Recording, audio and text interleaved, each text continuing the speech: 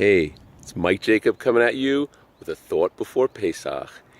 If we look in the Chumash, if we look in the Torah, when it refers to the holiday the Jewish people celebrate in the springtime, it never refers to it as Pesach, Chag HaPesach, Passover.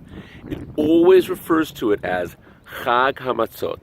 Pesach actually refers to the day before Pesach when the Jews would bring the Korban Pesach. But the actual holiday itself is never referred to as Chag HaPesach. It's always Chag HaMatzot. So how is it that we call it Pesach? We call it Passover. And we don't call it, we also know that it's Chag HaMatzot, but we don't call it that. So I heard a thought a bunch of years back, and I think it just gets the idea and gets us ready, the correct mindset and goal of this holiday. From God's perspective, when He calls this day Chag HaMatzot, He's looking down from heaven, looking down from Shemaim, and looking at the Jewish people and saying, wow, look how they prepare, they clean their houses, they sit at the Seder, they eat matzah that's prepared in a very special way. The Jewish people do the mitzvahs, do the matzah, do the special halachas for Pesach. But from our perspective, obviously we do the mitzvahs. That's what Pesach's all about. But the goal is Pesach. The goal is to realize the Passover, that God is looking out for us.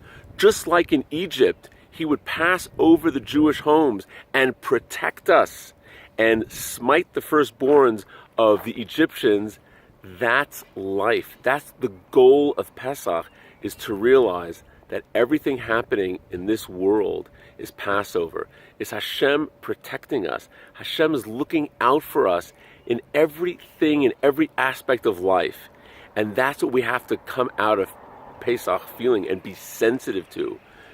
We're not living in Egypt. We're not, we don't have the slavery they had in Egypt. We're not coming out and crossing the Red Sea. But we have to every year look as if we came out of Mitzrayim, in the sense that God is running the world. We can look at our daily lives. I had a situation last week. It was very, and I just stopped for a minute and realized, it all came from Hashem. What happened was I had to change money. So I went to Shari Chesed to change money. So if you know Shari Chesed, I would park my car on Keren Kayemet, and I was in a big rush, and I parked on Keren Kayemet. I wanted to go to Nemirov to change money and go back to my car and get out of there to run some errands. So I parked my car, I ran over to Nemirov's, and the nice gal that usually changes the money there was walking out of the store and said she'll be back in a few minutes. So I was like, okay, that usually doesn't happen. She usually sits there and changes my money. So I didn't know what to do. Could I go back to my car? Should I just stand there? So I walked over towards Hashloss Street, okay?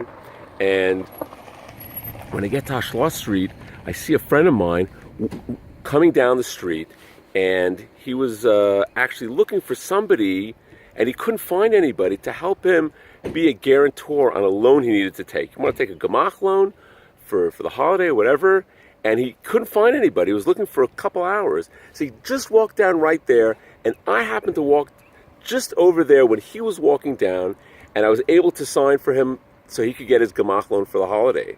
And I went back, changed money, went to my car, and left. So I just felt that was something that was orchestrated by Hashem. It made me feel great to be able to help somebody out. He ended up getting his gemach loan, and things just worked out. So in this world, so many things happen. We just have to stop and think. It's all from Hashem. Hashem's running the world, and that's the goal of the holiday, to get sensitive to the idea. Just like in Mitzrayim, Hashem passed over and saved us, and all these tremendous miracles, so too in life. Life's about Passover. So kosher Passover, everybody. Greetings, love everybody, and all the best. Chag Sameach.